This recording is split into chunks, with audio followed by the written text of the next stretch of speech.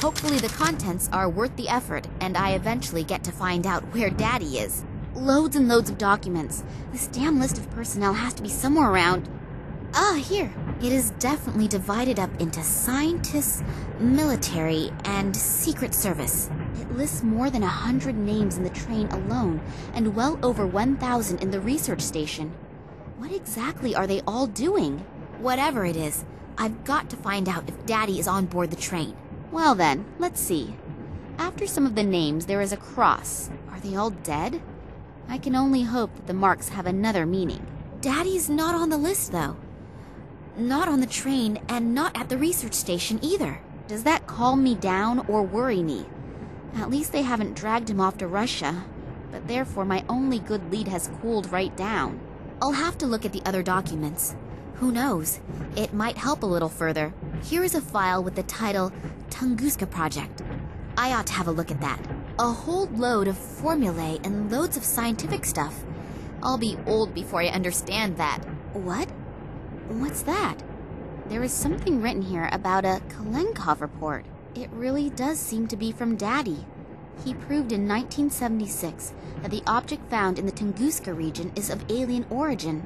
On the strength of this report, the government gave the green light to the extension of the research station to carry out experiments on the fragment without any public interference. These experiments led to the discovery that it was possible to influence the behavior of animals when certain radiation fields are modified by the fragment. After that, the Tunguska Project was called into life to improve the technology. Then there are pages and pages of test results.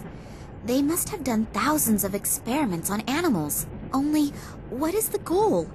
What are they promising themselves? Does it have any military use?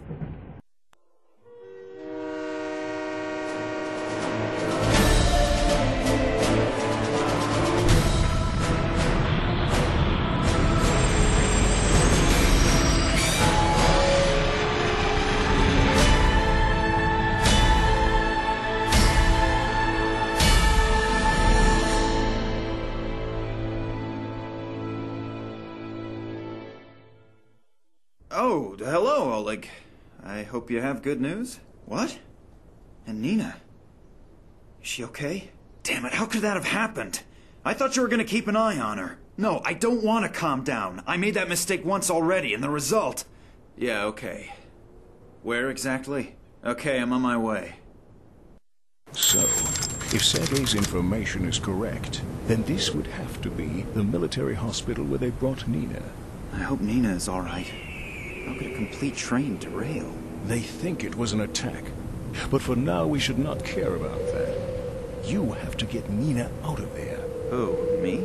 Yes. Alone, you have a better chance of not being discovered. It was a miracle that we got this far without problems. I mean, I gave the research station an extra wide berth.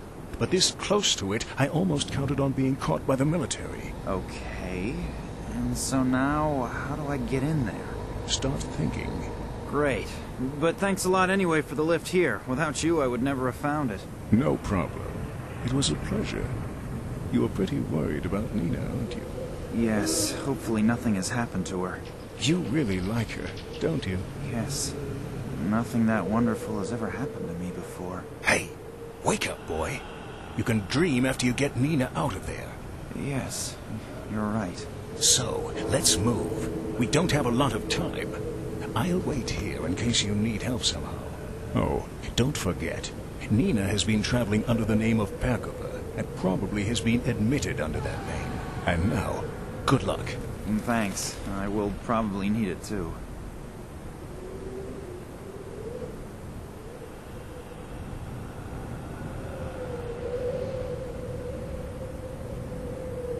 My doctor always said I should eat more fruit. Well, maybe picking more fruit is a good start. Now I've got a carrier bag full of holes and horrible red stains. It really seems to be an ambulance. The writing on it is in Russian. Can't read it, but there's a phone number next to it. 03112.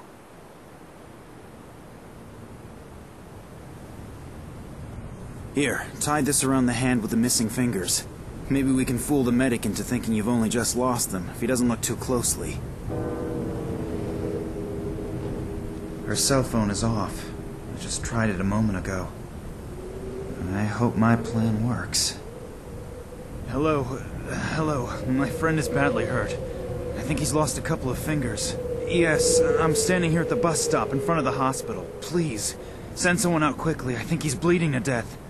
Yes, but please, hurry. I now only hope that Oleg's acting qualities are sufficient enough to convince the ambulance driver of his story.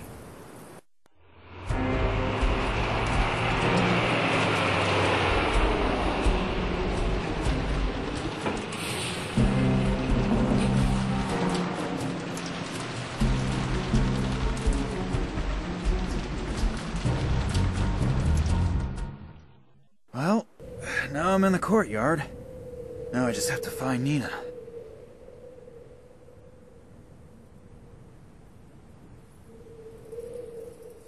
Empty syringes, soiled bandages, and a finger. I wonder if Oleg would... No, I'd better not.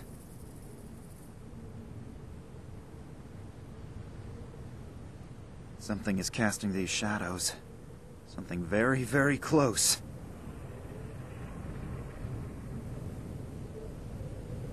There's a key in the lamp. It's a strange hiding place, but better than putting it under the doormat. It should work with that.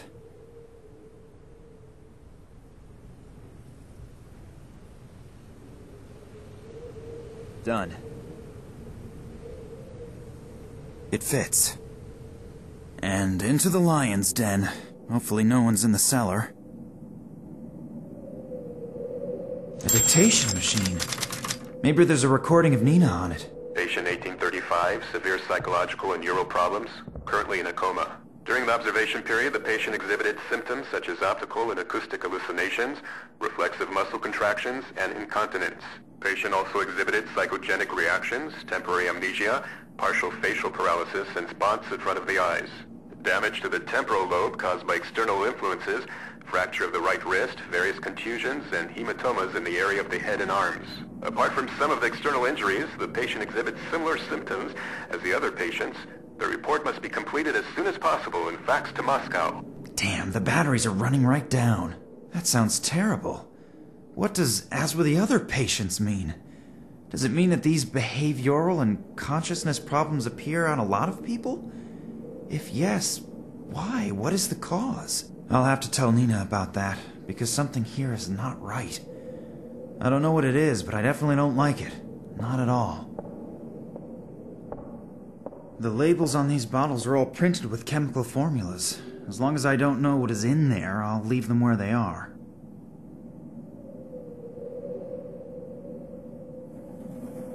There are medical records in here, all sorted alphabetically.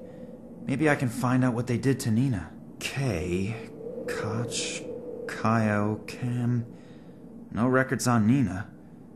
Wait, Oleg said she was traveling under a false name, something with P.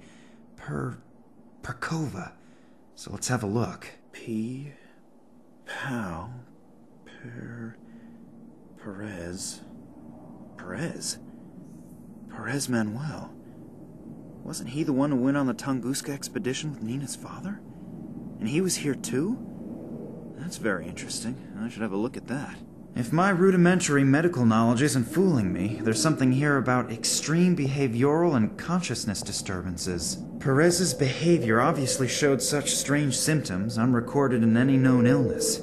That was ages ago. In the meantime, research should have... It looks like they tried to find out about the illness by carrying out experiments on him. Through the cranium without an anesthetic. That's ghastly. Electroshocks, straitjacket, shock therapy. That reads like a torture report out of the Middle Ages. But the poor guy seems to have survived it. Then, a few weeks ago, he was sent back to his home country after an application from a certain Dr. Nicole Charlois to a small suburb of San Cristobal west of Havana. It looks like he obviously resisted so violently that they had to give him the double doses of phenylcyclidine piperidine. I believe that sedative has been forbidden for a while now. That's strange. Perez has been here for almost 30 years, and suddenly they're shipping him off to Cuba? And Nina's father disappears without a trace shortly thereafter. I would be astonished if there wasn't a connection. But what could it be?